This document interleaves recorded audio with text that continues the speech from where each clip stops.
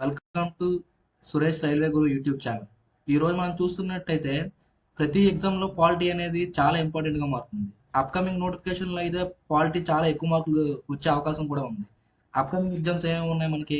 NTPC ఉంది, railway group D కూడా ఉంది, కోర్టు జాబులు కూడా ఉన్నాయి. అలాగే మన ప్రతి ప్రీవియస్ పేపర్ మనం చెక్ చేసుకున్నట్టయితే 6 నుండి 7 క్వశ్చన్లు వచ్చే అవకాశం ఉంది కాబట్టి మన ప్రీవియస్ క్వశ్చన్ ముందుగా మొదలు పెడదాం. ఓకే, ఫస్ట్ క్వశ్చన్ చూద్దాం. భారత రాజ్యాంగ సభ అనే ఆలోచనను మొదటిసారిగా ఎవరిచ్చారు? ఆప్షన్ చూసినట్టయితే doctor Rajendra Prasad, M N Roy, B N Rao, B R Ambedkar. చెప్పండి, దీంట్లో ఆన్సర్ ఎవరు? M N Roy. M N Roy is the answer. Manavendra Narayana Roy. అయితే మిగతా 4 ఆప్షన్ల గురించి కూడా మనం చెక్ చేద్దాం. డాక్టర్ రాజేంద్ర ప్రసాద్ అనగానే మనకి ఏం గుర్తు రావాలి? భారతదేశం మొట్టమొదటి రాష్ట్రపతిగా డాక్టర్ రాజేంద్ర ప్రసాద్ పనిచేశారని మనకు తెలుసు. బిఎన్ రావు అనగానే చిత్తు రాజ్యాంగ నిర్మాతగా మనకు తెలుసు. బిఆర్ అంబేద్కర్ అనగానే భారత రాజ్యాంగ పితామహుడిగా మనం పేర్కొంటాం అన్నమాట. అలానే ఈ 4 ఆప్షన్ల గురించి కూడా మనం తెలుసుకుంటే సబ్జెక్ట్ ఈజీ అవుతుంటుంది. కాబట్టి రివిజన్ చేసేటప్పుడు ప్రాక్టీస్ క్వశ్చన్ చేయడం అనేది చాలా ఇంపార్టెంట్. మేము ఇలానే ప్రతి సబ్జెక్ట్కి కూడా ప్రీవియస్ ఇయర్ క్వశ్చన్లు అందిస్తూ ఉంటాం. మీరు చేయాల్సిందల్లా ఒక సబ్స్క్రైబ్ మాత్రమే. మీకు తెలిసినంత వరకు షేర్ చేయండి, మీకు చాలా యూజ్ అవుద్ది. మీరు ఖాళీ టైంలో కూడా వినడానికి చాలా బాగుంటుంది కాబట్టి షేర్ చేయండి. ఓకే, సెకండ్ క్వశ్చన్ చూద్దాం. భారత రాజ్యాంగ దినోత్సవాన్ని ఏ తేదీన జరుపుకుంటారు? ఇది అందరికీ తెలిసిన క్వశ్చన్లే. ఏంటి సింపుల్ క్వశ్చన్ డిస్కస్ చేద్దాం అని అనుకోవద్దు.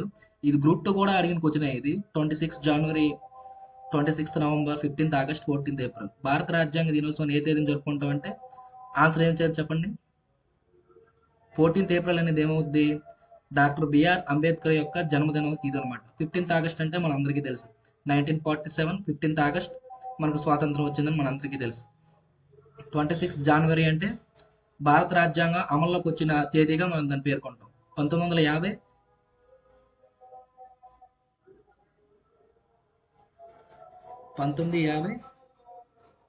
జనవరి 26 భారత రాజ్యాంగం అమల్లోకి వచ్చిన తేదీగా మనం చెప్పుకుంటాం అన్నమాట. మరి 26 నవంబర్ 1949 ఈ డేట్ ఏంటి చెప్పండి? మనం ఆమోదించిన తేదీకి అమల్లోకి వచ్చిన తేదీకి కొంచెం ఇది ఉంటుంది కాబట్టి అది మనం జాగ్రత్తగా గమనించాల్సింది చెప్తున్నాను. భారత రాజ్యాంగ దినోత్సవం ఏ తేదీని జరుపుకుంటామంటే 26 నవంబర్. అలా కాకుండా ఎప్పుడు అమల్లోకి వచ్చిందంటే మాత్రం 1950 జనవరి 26. ఆ రెండింటి తేడా కొంచెం గమనించండి. ఇది రీసెంట్గా గ్రూప్ 2లో జరిగిన పాలిటీ 75 మార్క్స్ కదండి, అందులో ఈ క్వశ్చన్ అడిగాడండి.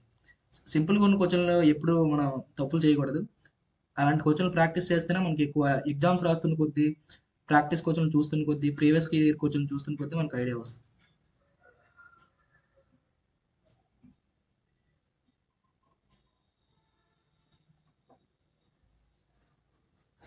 ఓకే, నెక్స్ట్ క్వశ్చన్ చూద్దాం. భారత రాజ్యాంగ పితామహుడు అని ఎవరిని పిలుస్తారు? ఇది చాలా simple question. Doctor BR Ambedkar is the right answer.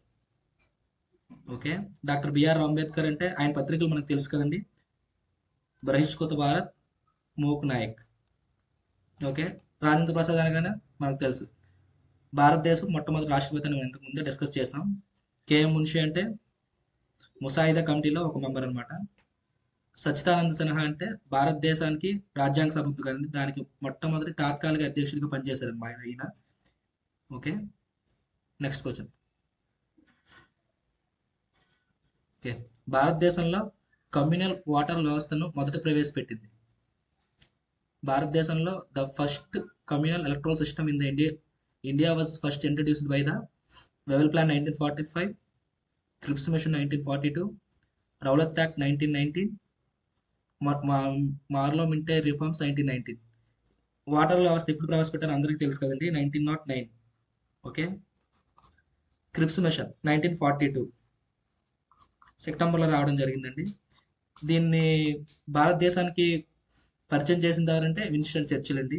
Rowlatt act అంటే మనకు తెలుసు 1919 ఏప్రిల్ 6ని మనం అవమానకర దినంగా జరుపుకుంటాం అండి, అది కూడా తెలుసు కాబట్టి ఆన్సర్ ఈస్ మింటో మార్లే రిఫార్మ్స్ 1909. ఈ యాక్ట్లు బాగా చదవండి, వీటి నుండి ఖచ్చితంగా కొంచెం రెగ్యులర్గా అడుగుతున్నాడు. అంటే 1773 regulating act, next 1781 regulating act, 1793 regulating. Cabinet machine అనేది భారతదేశానికి వచ్చిన సంవత్సరం అడిగాడు. క్యాబినెట్ మిషన్ భారతదేశానికి వచ్చిన సంవత్సరం. ఓకే, ఇది కూడా ఇంపార్టెంట్ బిట్ అండి, రెగ్యులర్ గా అడిగే బిట్టే. 1946 అండి, 1946. అయితే క్యాబినెట్ మిషన్ గురించి మనకు కొన్ని విషయాలు తెలుసుకోవాలండి. క్యాబినెట్ మిషన్ అనేది భారతదేశానికి ఎప్పుడు వచ్చింది? 1946 మార్చిలో రావడం జరిగింది. ఓకే, దీంట్లో ఎవరెవరు ఉన్నారో కూడా తెలుసుకోవాలి. లారెన్స్ ఒకరు, క్రిప్స్ ఒకరు, అలానే అలెగ్జాండర్ ఒకరు. అయితే దీనికి అధ్యక్షత వహించింది ఎవరంటే లారెన్స్ అండి. ఇది కూడా ఇంపార్టెంట్. క్యాబినెట్ మిషన్ భారతదేశానికి వచ్చిన సంవత్సరం 1946. ఇందులో ఉన్న సభ్యులు లారెన్స్, క్రిప్స్, అలెగ్జాండర్. దీనికి అధ్యక్షత వహించింది ఎవరంటే లారెన్స్. ఓకే, అయితే మిగతా ఆప్షన్ చూద్దాం. 1940 అనగానే మనకు గుర్తు రావాల్సింది 1940. Okay, 1940 August 8. దీన్ని ఏమంటారంటే ఆగస్ట్ ఆఫర్ అంటారు అనమాట. లార్డ్ లిన్లిత్గో చేసిన ప్రకటన ఆగస్ట్ ఆఫర్ అంటారు అనమాట. కాబట్టి అది కూడా ఇంపార్టెంటే. 1940 ఆగస్ట్ 8 అనేది లార్డ్ లిన్లిత్గో చేసిన ప్రకటన కాబట్టి, అది ఆగస్ట్ లో చేశారు కాబట్టి దాన్ని ఆగస్ట్ ఆఫర్ అంటారు అనమాట. Okay, next question.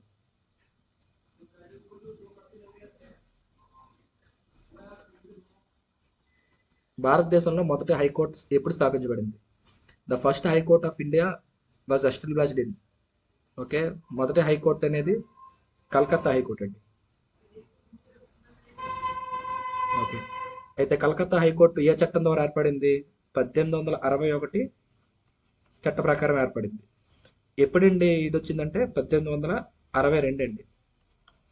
First high court అంటే కలకత్తా.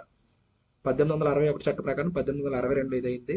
దీని తర్వాత వచ్చినవి ముంబై, మద్రాస్ అండి. 1862లో అవి కూడా వచ్చాయి. అంటే 1862లో కలకత్తా వచ్చింది, ముంబై వచ్చింది, మద్రాస్ వచ్చింది.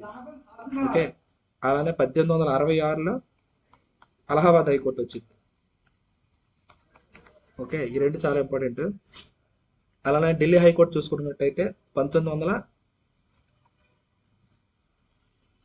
ఢిల్లీ హైకోర్టు చూసుకున్నట్టయితే 1966 అండి. అది కూడా ఇంపార్టెంటే, ఎందుకంటే నేషనల్ క్యాపిటల్ కదా. ఢిల్లీకి ఏ రాజ్యాంగ సవరణ ద్వారా నేషనల్ క్యాపిటల్ హోదా వచ్చిందంటే 69వ రాజ్యాంగ సవరణ అండి. అది ఇంపార్టెంట్, రెగ్యులర్గా అడిగేది. రాజ్యాంగ సవరణల మీద కూడా కొంచెం ఇది పెట్టండి.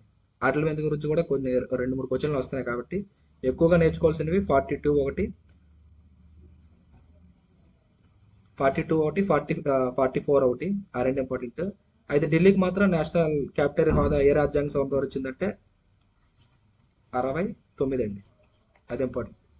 61వ రాజ్యాంగ సవరణ, 69వ రాజ్యాంగ సవరణ కొంచెం కన్ఫ్యూజ్ అవుతారు. 61వ రాజ్యాంగ సవరణ ఏం చెప్తుందంటే, ప్రజెంట్ మనం హోటక్ ఉంది కదండి, ఎంత 18 ఇయర్స్ దాటిన ప్రతి ఒక్క పౌరుడు కూడా భారతదేశంలో స్వచ్ఛందంగా ఓటును వినియోగించుకోవచ్చు కదా. అది 21 ఉండేదండి. 21 నుంచి 18కి తగ్గించారు. అది 61.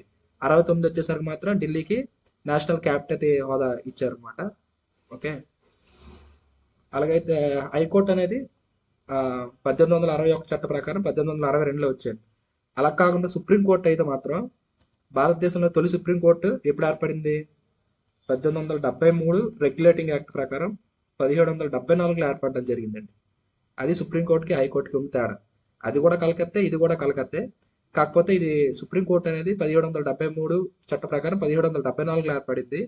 అదైతే 1861 చట్ట ప్రకారం 1862లో ఏర్పడ్డాయి. అది హైకోర్టు, ఇది సుప్రీంకోర్టు. ఆ తేడా గమనించండి. Okay, 1774 Calcutta supreme court. దాని యొక్క మొట్టమొదటి చీఫ్ జస్టిస్ ఎవరంటే ఎలిజా ఇంపే, సర్ ఎలిజా ఇంపే. కలకత్తా సుప్రీంకోర్టు యొక్క మొట్టమొదటి చీఫ్ జస్టిస్ ఎవరంటే సర్ ఎలిజా ఇంపే.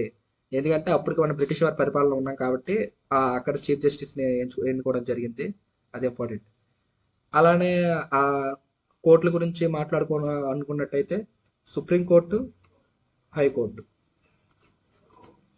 సుప్రీంకోర్టు గురించి చెప్పే ఆర్టికల్స్ ఎంత అండి? 124 నుంచి 147 అండి. అలానే హైకోర్టు గురించి చెప్పే ఆర్టికల్స్ ఎంత అండి? 213 నుంచి మొదలవుతాయి. ఓకే, అయితే సుప్రీంకోర్టు అనేది కేంద్ర జాబితాలో ఉంటుంది. సుప్రీంకోర్టు అనేది కేంద్ర జాబితా. సుప్రీంకోర్టు కేంద్ర జాబితా కదా, హైకోర్టు అనేది రాష్ట్ర జాబితా అనుకోవద్దండి, హైకోర్టు కూడా కేంద్ర జాబితానే.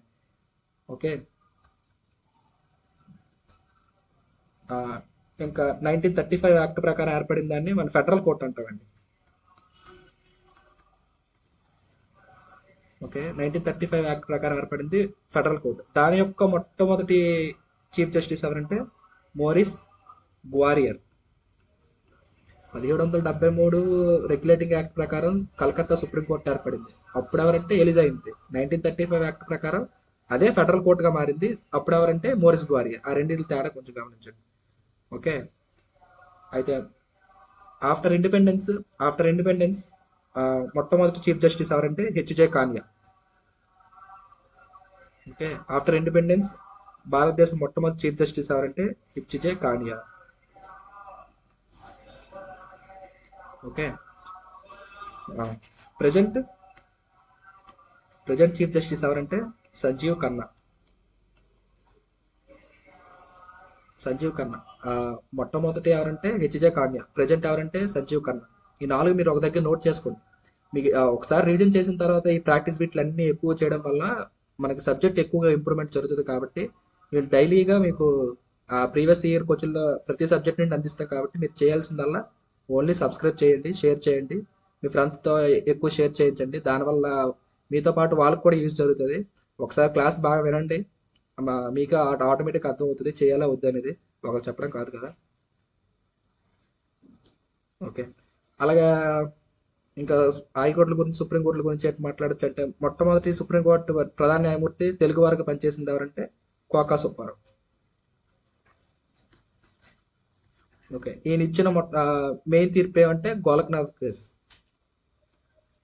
ఓకే. ఇది ఎప్పుడు వచ్చింది? 1967. ఓకే. ఓకే. దగ్గర దగ్గర ఒక 20 పాయింట్లు అటు ఇటుగా కవర్ చేస్తాను. కాబట్టి మీరు ఇవన్నీ ఒక దగ్గర నోట్ చేసుకుంటే మీకు అది ఎగ్జామ్లో యూజ్ అవ్వచ్చు.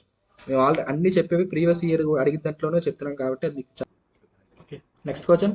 భారత రాజ్యాంగం అమల్లో ఉన్నప్పుడు మొదటగా ఉన్న మొత్తం ఆర్టికల్ సంఖ్య ఎంత? ఓకే. భారత రాజ్యాంగం అమల్లోకి ఉన్నప్పుడు అంటే అమల్లో ఎప్పుడు వచ్చింది? ఆల్రెడీ మనం డిస్కస్ చేసాం. 1950 జనవరి 26 కదా, అప్పుడు అమల్లోకి వచ్చింది. అప్పుడున్న ఆర్టికల్స్ ఎంత? 395 ఆర్టికల్స్ ఉన్నాయి. అంటే ఆప్షన్ డి. ఓకే. అయితే దీని బ్యాక్గ్రౌండ్ ఒకసారి చెక్ చేద్దాం. రాజ్యాంగం అమల్లోకి వచ్చినప్పుడు 395 ఆర్టికల్స్, 8 షెడ్యూల్స్, 22 భాగాలు కలవు. ఓకే. ప్రజెంట్ ఎన్ని ఉన్నాయి? 470 ఆర్టికల్స్, 12 షెడ్యూల్స్, 25 భాగాలు ఉన్నాయి. ఓకే. ఇది చాలా ఇంపార్టెంట్. అయితే 25 భాగాలు అన్నాను కదా, అంటే 4 భాగాలు యాడ్ అయ్యాయి. 4 భాగాలు యాడ్ అయ్యాయి, ఒక భాగం తీస్తారనమాట. అంటే 22 కాస్త 26 అయ్యాయి. 4A యాడ్ చేసింది 4A. నెక్స్ట్ 14A, 9A, అలాగే 9B. ఇవి యాడ్ చేసినవి అనమాట. ఓకే. 4A అంటే మనందరికీ తెలుసు, ప్రాథమిక విధులు. దీన్ని ఎప్పుడు యాడ్ చేశారు? 42వ రాజ్యాంగ సవరణ ద్వారా 1976లో ఏర్పాటు చేశారు. ప్రాథమిక విధులు ఎప్పుడు ఏర్పాటు చేశారు? 42వ రాజ్యాంగ సవరణ 1976. 14A కూడా, ఇది కూడా 42వ రాజ్యాంగ సవరణ ద్వారా రాజ్యాంగంలో యాడ్ చేశారు అనమాట. పరిపాలనా విభాగాల గురించి చెప్పేది 14A. అలానే 9Aని 74వ రాజ్యాంగ సవరణ ద్వారా ఏర్పాటు చేశారు. మున్సిపల్ కార్పొరేషన్, మున్సిపాలిటీల గురించి చెప్పేది అనమాట ఇది. 9Bని 97వ రాజ్యాంగ సవరణ ద్వారా ఏర్పాటు చేశారు. సహకార సంఘాల గురించి చెప్పేది. అంటే 4A 42, 14A కూడా 42 అనమాట. అలానే 9A, 9B.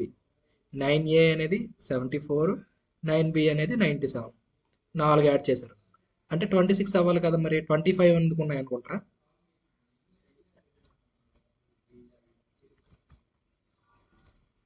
ఎందుకంటే 7వ భాగాన్ని 7వ రాజ్యాంగ సవరణ ద్వారా తొలగించాం. అందుకే ప్రజెంట్ 25 భాగాలు ఉన్నాయి. ఓకేనా?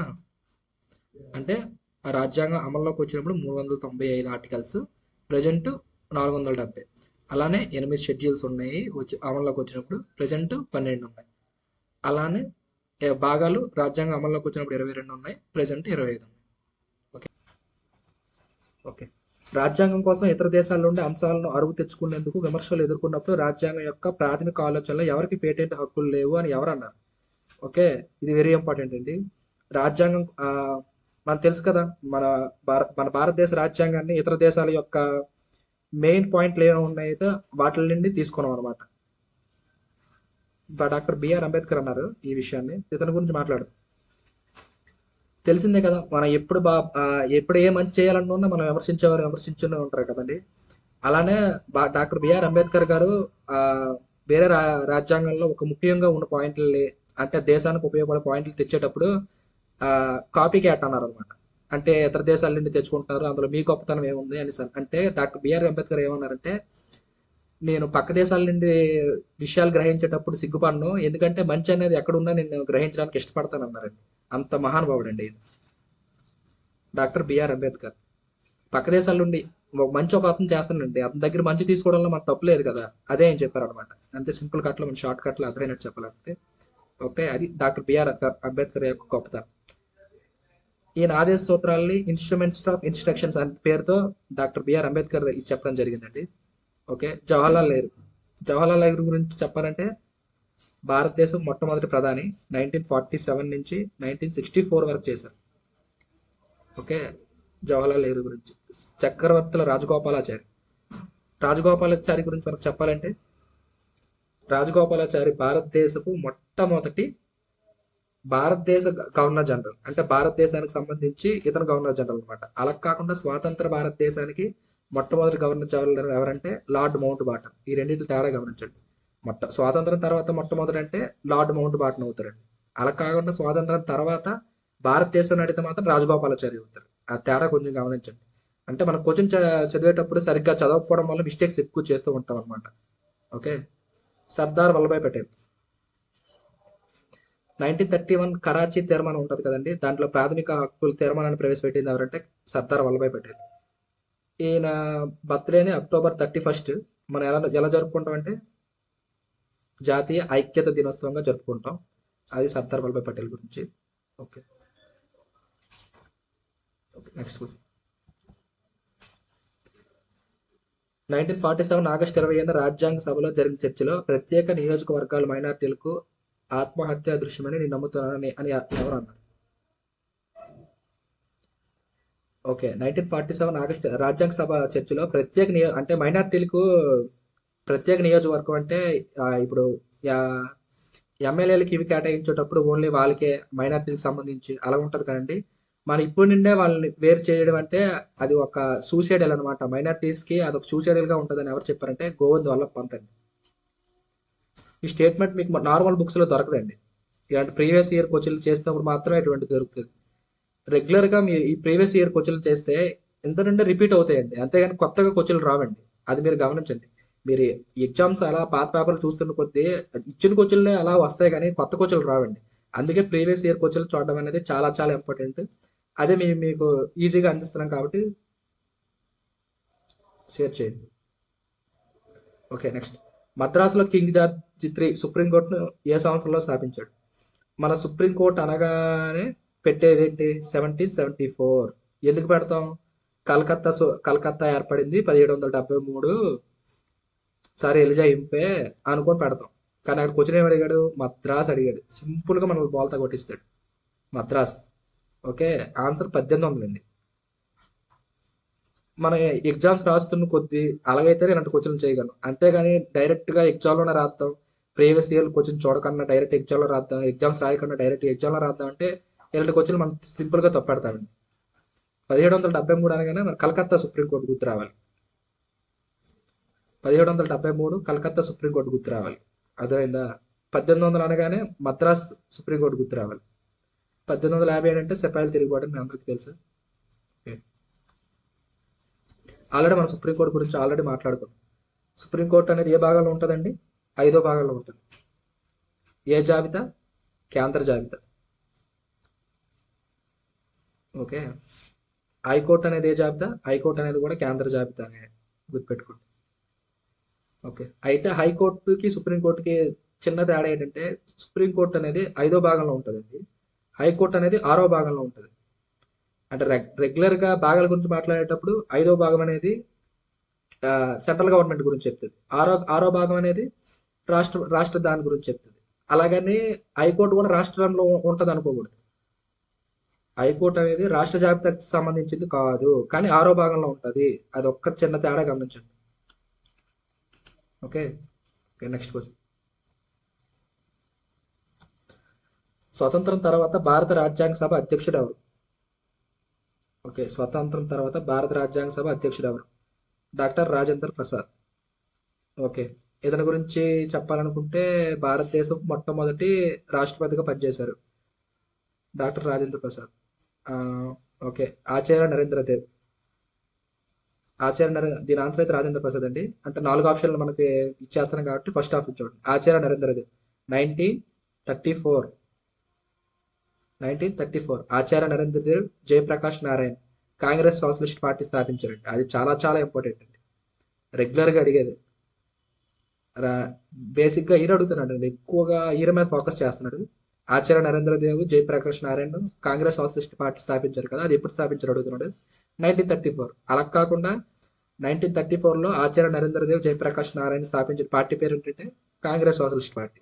ఎలాగైనా క్వశ్చన్ అడగచ్చు, ఇది కూడా ఇంపార్టెంట్. అంబేద్కర్ గురించి అంటే మనం ఆల్రెడీ మాట్లాడుకున్నాం. April 14 ఆయన జన్మదినం. మూక్ నాయక్, బహిష్కృత భారత్ ఆయన యొక్క పత్రికలు. ఆయన రచనలు ఏంటంటే Gandhi and Lenin, the thoughts of Pakistan, అలాంటివి అనమాట. Doctor BR Ambedkar. చక్రవర్తి రాజగోపాలాచారి గురించి మనం ఆల్రెడీ మాట్లాడుకున్నాం. ఆ, భారతదేశపు మొట్టమొదటి భారతదేశానికి సంబంధించిన గవర్నర్ జనరల్ రాజగోపాలాచారి. అలా కాకుండా స్వాతంత్ర భారతదేశానికి మొట్టమొదటి గవర్నర్ జనరల్ ఎవరంటే లార్డ్ మౌంట్ బాటన్. ఈ రెండింటి తేడా కొంచెం గమనించండి. Okay, next question. లోక్సభ మొదటి స్పీకర్ ఎవరు? ఇలాంటి రెగ్యులర్ బిట్లు సింపుల్ బిట్లే అండి, ఇలాంటివి అయితే అసలు తప్పు చేయకూడదు. జేవి మౌలాంకర్. ఇది అందరికీ తెలిసిన బిట్టే, జీకే బిట్ లాంటిది. అయితే లోక్సభ అన్నాం కాబట్టి లోక్సభ గురించి కొంచెం డిస్కస్ చేద్దాం. ఓకే. మొట్టమొదటగా 1952లో April 3న రాజ్యసభ ఏర్పడిందండి. ఓకే. 1902 April 3న మొట్టమొదటిగా రాజ్యసభ ఏర్పడింది. అలానే 1952 April 15న లోక్సభ ఏర్పడిందండి. April 3 వచ్చేసరికి రాజ్యసభ, April 17 వచ్చేసరికి లోక్సభ. అలా కాకుండా 1952 మే 13 మొట్టమొదటి పార్లమెంట్ ఏర్పడడం జరిగిందండి. ఈ 3 డేట్లు ఇంపార్టెంట్ అండి, కొంచెం జాగ్రత్తగా చూడండి. April 3 రాజ్యసభ, April 17 లోక్సభ, 1952 1952 మే 13 వచ్చేసరికి మొదటి పార్లమెంట్ ఇదనమాట. ఓకే. ఇప్పుడు మాత్రం లోక్సభ మొదటి స్పీకర్ ఎవరంటే జేవి మౌలాంకర్ అండి. ఓకే. రాజేంద్ర ప్రసాద్ గురించి మనం ఆల్రెడీ మాట్లాడాం. Okay, next question. భారత రాజ్యాంగాన్ని రూపొందించడానికి రాజ్యాంగ సభను ప్రతిపాదించిన కేబినెట్ మిషన్ ఏది? ఓకే, ఇది కూడా చెప్పాను కదా, రెగ్యులర్గా మీకు ఈ ప్రీవియస్ ఇయర్ క్వశ్చన్ చేస్తేనే మీకు తెలుస్తుందండి. ఆల్రెడీ క్యాబినెట్ మిషన్ గురించి మనం మాట్లాడాం. ఏం మాట్లాడాం? క్యాబినెట్ మిషన్ అనేది 1946 మార్చిలో ఇండియాకి వచ్చిందని మాట్లాడాం. లారెన్స్, అలెగ్జాండర్ క్రిప్స్ ఇందులో సభ్యులని మాట్లాడాం. అలానే లారెన్స్ అనేవారు ఈ క్యాబినెట్ మిషన్ ప్లాన్ యొక్క 1946 యొక్క అధ్యక్షుడు అని మాట్లాడాం. ఇక అన్ని పాయింట్లు కవర్ అయ్యాయి. అంటే మీరు ప్రీవియస్ ఇయర్ క్వశ్చన్ చూసి ఇలాంటి ఎక్స్ప్లెనేషన్ వింటే మీకు చాలా యూజ్ ఉంటుంది అనమాట. ఆల్రెడీ ఇది ముందే అడిగిన బిట్ అని చెప్పాను కదా, చూడండి రెండో విధంగా అడిగాడు. అంటే ఒక్క క్వశ్చన్ తిప్పి తిప్పి అడుగుతున్నాడు. అంటే మీరు ఈ ప్రీవియస్ ఇయర్ క్వశ్చన్ చూస్తే మీకు తెలుస్తుంది అనమాట. Okay, next question. రాజ్యాంగ సభ స్వాతంత్ర భారతదేశం కోసం రాజ్యాంగాన్ని రూపొందించింది. దీనిని క్రింది అంశాల కింద ఏర్పాటు చేశారు. రాజ్యాంగ సభ స్వాతంత్ర భారతదేశం కోసం. ఓకే. రాజ్యాంగ సభ స్వాతంత్ర భారతదేశం కోసం రాజ్యాంగాన్ని రూపొందించింది, కింది అంశాల కింద ఉంది. ఇది కూడా 1946 క్యాబినెట్ మిషన్ ప్లాన్ అండి. రాజ్యాంగ సభను ప్రతిపాదించిందన్న 1946 క్యాబినెట్ మిషన్ ప్లాన్ చాలా చాలా ఇంపార్టెంట్. 1946 దీని గురించి ఆల్రెడీ మనం మాట్లాడాం కదా, అందుకే స్కిప్ చేస్తున్నాను. భారత్ భారత రాజ్యాంగం ఏ సంవత్సరంలో అమల్లోకి వచ్చింది? ఓకే, 1950 అమల్లోకి వచ్చింది. అమల్లోకి వచ్చింది 1950 జనవరి 26. అలా కాకుండా ఆమోదించిన తేదీ అంటే మాత్రం 1949 నవంబర్ 26. ఈ రెండింటి తేడా గమనించగలరు. 1950 జనవరి 26 అమల్లోకి వచ్చింది. 1950 జనవరి 26 అమల్లోకి వచ్చింది. 1949 నవంబర్ 26 తారీఖున దీన్ని ఆమోదించడం జరిగింది. ఈ రెండింటికి తేడా గమనించండి. ఇదే లాస్ట్ ఇయర్ అదే గ్రూప్ 2 జరిగింది కదా, అందరూ అడిగిన క్వశ్చన్ ఇది. భారత రాజ్యాంగం ఏ సంవత్సరం అమల్లోకి వచ్చింది అడగకుండా ఏ సంవత్సరంలో ఆమోదించాడని చెప్పి 1950 జనవరి 26 ఫస్ట్ ఆప్షన్ ఇచ్చాడు. మనందరం అక్కడే పడిపోతాం. అంతే, క్వశ్చన్ జాగ్రత్తగా చదవాలి. ఎప్పుడైనా సరే ఎగ్జామ్స్ రాసేటప్పుడు క్వశ్చన్ జాగ్రత్త చదివితే మనం 50% సక్సెస్ అయినట్టేనండి. మనం చదవక అందరం చదువుతాం, కానీ ఎగ్జామ్ ప్రెజెంటేషన్లో తప్పులు ఉంటాయి అంటారు కదండి, ఇలాంటివి అంటే క్వశ్చన్ సరిగ్గా చదవకపోవడం వల్ల మనం తప్పులు పెడుతూ ఉంటాం. నేను ఈ ఇన్స్టిట్యూట్ నుండి గ్రూప్ 2కి సెలెక్ట్ అయ్యానండి. ఆ, ఇక్కడ ఇతను చెప్పిన దీనివల్ల నేను సక్సెస్ అయ్యానని చెప్పడానికి చాలా సంతోషం వ్యక్తం చేస్తున్నాను. అప్పుడే చేయమని చెప్పాను మా సార్కి, యూట్యూబ్ ఛానల్ స్టార్ట్ చేయండి సార్ అంటే, అతనికి అంటే ఆల్రెడీ అతను రైల్వేలో జాబ్ చేస్తున్నారు కాబట్టి అతనికి కుదరడం జరగలేదు. ఇప్పుడు మనందరి కోసం ఆలోచించి ఈ ఛానల్ స్టార్ట్ చేయడం జరిగింది. రిజల్ట్ వచ్చాక, నా పోస్ట్ వచ్చాక ఇంకొకసారి ఈ ఛానల్కి వచ్చి సార్ని కలవడం జరుగుతుంది. అప్పుడు ఇంకొంచెం మాట్లాడుకుందాం. ప్రజెంట్ ఇప్పుడు దాని గురించి స్కిప్ చేస్తున్నాను. ఓకే, భారత రాజ్యాంగం కేంద్రంలో మరియు రాష్ట్రంలో పార్లమెంటరీ ప్రజాస్వామ్యం యొక్క ఒక రూపంలో పాలన నిర్మాణం అందిస్తుంది. ఓకే, ఇలాంటివి మనకు తెలియాలంటే మనకి కంటెంట్ తెలియాలండి. అంటే అన్ని క్వశ్చన్లు మనకి సింపుల్గా ఇవ్వడండి. భారతదేశ రాజ్యాంగం ఎప్పుడు అమల్లోకి వచ్చింది, ఎప్పుడు ఆమోదించారు, భారత రాజ్యాంగ సభ అధ్యక్షుడు ఎవరు, అండ్ భారత రాజ్యాంగ పితామహుడు ఎవరు, అన్ని క్వశ్చన్లు అలా ఉండవు కదండి. కొన్ని కొన్ని షిఫ్ట్లలో కొన్ని మెలికి పెట్టి అడుగుతారు కదా, అలాంటి మెలికి పెట్టిన క్వశ్చన్ అండి. మనకి ఎంతో కంటెంట్ ఉంటే కానీ ఈ క్వశ్చన్ ఆన్సర్ పెట్టలేమండి. ఇప్పుడు దీని గురించి బాగా ఎక్స్ప్లెయిన్ చేస్తున్నాం. భారత రాజ్యాంగం కేంద్రంలో మరియు రాష్ట్రంలో పార్లమెంటరీ ప్రజాస్వామ్యం. భారతదేశం అంటేనే పార్లమెంటరీ ప్రజాస్వామ్యం నాకు అందరికీ తెలుసు కదా. అయితే ఎందుకు అయింది అని అడుగుతున్నాడండి. దీని ఆన్సర్ క్వాజీ ఫెడరల్ అండి, అంటే అర్ధ సమైక్య. ఎందుకో చెప్తాను వినండి. ఇప్పుడు మన రాష్ట్రపతిని ఎన్నుకునేటప్పుడు రాష్ట్రాలు పాల్గొంటున్నాయి, కానీ తొలగించేటప్పుడు రాష్ట్రాలు పాల్గొనట్లేదు. అంటే నియమించేటప్పుడు భారతదేశం మొట్టమొదటి పౌరుడు రాష్ట్రపతి కదండి, ఆయన్ని ఎన్నుకునేటప్పుడు మాత్రం రాష్ట్రాలకు అధికారం ఇస్తున్నాం, తొలగించేటప్పుడు మాత్రం ఇవ్వట్లేదు. అర్థమైందా? అందువల్ల అర్ధ సమైక్య అనమాట. క్వాజీ ఫెడరల్ అంటే అర్ధ సమైక్య, అందుకే క్వాజీ ఫెడరల్ అనమాట. కేంద్రంలో రాష్ట్రంలో పార్లమెంటరీ ప్రజాస్వామ్యం క్వాజీ ఫెడరల్ అనమాట. ఓకే, ఫెడరల్ అంటే సమైక్య. ఓన్లీ సమైక్య ఎక్కడ ఉంటుంది? అమెరికాలో ఉంటుంది. ఓకేనా, ఓన్లీ సమైక్య అనేది అమెరికాలో ఉంటుంది. డ్యూయల్ సిస్టమ్ అంటే రెండు, సింగులర్ సిస్టమ్, డ్యూయల్ సిస్టమ్ అంటే రెండు, ఓన్లీ రెండు ఉండే ఇది అనమాట. ఇది కూడా అమెరికానే ఎగ్జాంపుల్. డ్యూయల్ సిస్టమ్ అన్న అమెరికానే ఎగ్జాంపుల్. సింగులర్ సిస్టమ్ అంటే చైనా, ఇవి ఉంటాయి కదా, అవి అనమాట. ఇక్కడ మాత్రం ఆన్సర్ క్వాజీ ఫెడరల్ అనమాట. ఓకే, క్వాజీ ఫెడరల్ అర్ధ సమైక్య. ఓకే, నెక్స్ట్ కొంచెం. భారతదేశంలో కంపెనీ వాణిజ్య గుత్తాధిపత్యాన్ని ముగించి టీ మినహా అన్ని బ్రిటిష్ ప్రజలకు దాన్ని తెరిచిన క్రింది చట్టాలు ఏది? ఇది ఇంపార్టెంట్. నేను రెగ్యులర్గా చెప్తున్నాను. ఈ చట్టాలు ఉన్నాయి చూడండి, ఈ చట్టాల నుండి అయితే మాత్రం ఎన్టీపీసీ కానీ, కోర్ట్ ఎగ్జామ్లు కానీ, గ్రూప్ 2 కానీ ఖచ్చితంగా 3 to 4 మార్క్స్ ఉంటున్నాయండి. ఈ చట్టాల మీద మాకు కొద్దిగా వీలు చూసుకొని అంటే చట్టాల మీద సంబంధించి ఒక వీడియో చేస్తామండి. రెగ్యులర్గా 3 to 4 మార్క్స్ వస్తున్నాయి. ఎన్టీపీసీ గ్రూప్ డి అటువంటి ఎగ్జామ్లు అయితే ఇది లేకుండా అయితే పేపర్ ఉండట్లేదు. కాబట్టి దీని గురించి మేము ప్రత్యేకంగా ఇచ్చేస్తామండి. భారతదేశంలో కంపెనీ వాణిజ్య గుత్తాధిపత్యాన్ని ముగించి టీ మినహా అన్ని బ్రిటిష్ ప్రజలకు దాని తెరిచిన చట్టాలు ఏది? 1813 రెగ్యులేటింగ్ చట్టం అండి. అంటే టీ మినహా కొన్నిటిని మినహాయించి ఆ కంపెనీ యొక్క గుత్తాధిపత్యాన్ని ఉంటుంది చూడండి, అంటే అంటే వాటి దగ్గర అధికారం ఉంచుకొని చేసేది అనమాట ఆ కంపెనీ అనేది. ఆ కంపెనీలో ఇచ్చేయడం వల్ల ఏం చేసిందంటే వాటి అధికారాన్ని తగ్గించారు. మొత్తం తగ్గించలేదు, కొన్నిటికి మినహాయించి తగ్గించారు. అది 1813. అలా కాకుండా పూర్తిగా తగ్గించిన చట్టం ఏముందంటే అది 1833 అండి.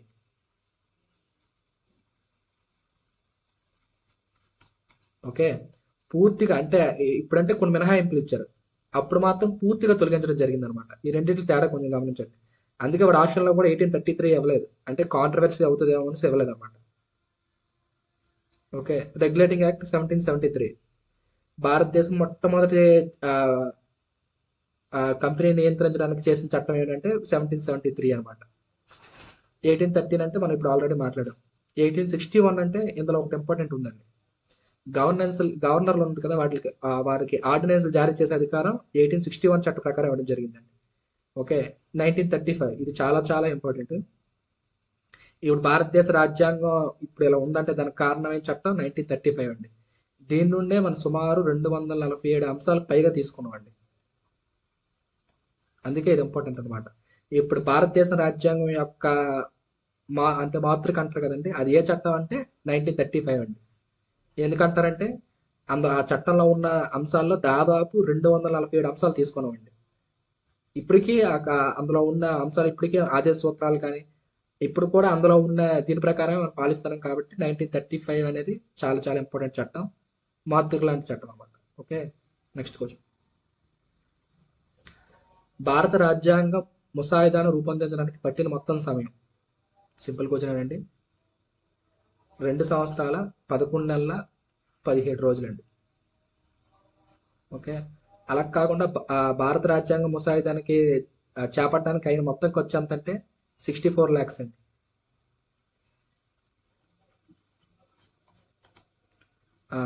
ముసాయిదా కమిటీ గురించి మాట్లాడుకోవాలంటే ముసాయిదా కమిటీ చైర్మన్ ఎవరండి? Doctor BR Ambedkar. అందులో ఉన్న సభ్యులు 1+6 అండి.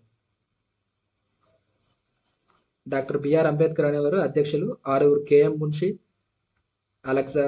అల్లాడి కృష్ణస్వామి అయ్యర్, మిట్టల్ స్థానంలో మాధవాచారి, టిపి కైతాన్ స్థానంలో TT Krishnamachari, వీళ్ళనమాట.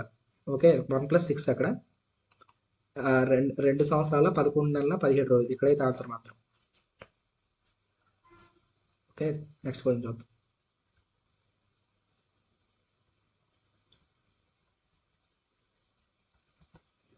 Okay. Congress party 1936 జనవరి 26 ఇలా పాటించింది. ఓకే. మనకి రెగ్యులర్గా జనవరి 26 అనగానే మనకు గుర్తు రావాల్సింది ఏంటి? మనం రెగ్యులర్గా ఆలోచించేది ఏంటి? రిపబ్లిక్ డే అనుకుంటాం, అంతే కదా. జనవరి 26 అంటే రిపబ్లిక్ డే, ఆగస్టు 15 అంటే ఇండిపెండెన్స్ డే అనుకుంటాం. ఫస్ట్ రిపబ్లిక్ డే పెడతాం. ఇలా పెట్టామంటే మనకంట మూర్ఖులు ఇంకోరు ఉంటారండి. ఎప్పుడు అడిగాడు? 1930. ఇలాంటివి తెలియాలంటే నీకు కంటెంట్ తెలియాలన్నమాట. అక్కడ అడిగింది ఏంటి? 1930 అంటే మనకి ఇండిపెండెన్స్ రాలేదు. మన జనవరి 26ని రిపబ్లిక్ డేగా ఎప్పటి నుండి జరుపుకుంటున్నాం? 1950 నుండి జరుపుకుంటున్నాం. 1950 జనవరి 26 నుండి జరుపుకుంటున్నాం. ఓకే. రీసెంట్గా 2025లో జరుపుకున్నది 76వది. మనకి ఇది గుర్తుంటుంది, 76 అని గుర్తుంటుంది, కానీ ఎగ్జామినేషన్ హాల్లో ఐడియా రాదు.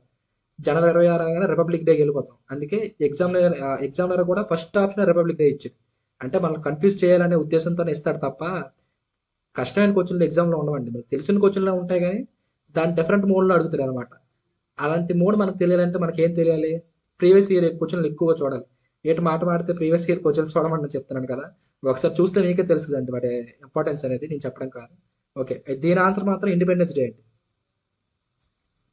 1930 లాహోర్ సమావేశంలో 1929 డిసెంబర్లో జరుగుతుందండి. 1930 జనవరి 26 ఆ సమావేశంలో ఇండిపెండెన్స్ డేగా జరుపుకోవాలనేసి నిశ్చయించుకున్నారు అనమాట. ఓకే. ఇప్పుడు కూడా 1950 జనవరి 26 రాజ్యాంగం అమల్లోకి వచ్చింది కదండి, అప్పుడే రావడానికి కారణం ఎప్పుడైనా ఆలోచించారా? అంతే అంటే 1949